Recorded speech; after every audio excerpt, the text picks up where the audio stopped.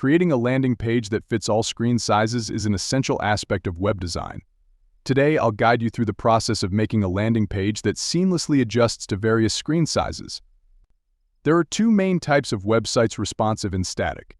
Responsive websites automatically adapt to different screen sizes, while static websites do not adjust accordingly. Platforms like Wix and Shopify inherently support responsive design, so if you're using them, you're already covered. However, if you're coding your website manually using HTML and CSS, you need to ensure you use relative or responsive coding techniques. This involves utilizing attributes that enable your website to adjust its layout based on the screen size. For example, if you're viewing a website created on Wix on a mobile device, it automatically adjusts its layout for optimal viewing. By incorporating relative or responsive coding practices into your website development process, you'll ensure that your landing page looks great on all devices. Remember to keep this in mind as you start coding your website.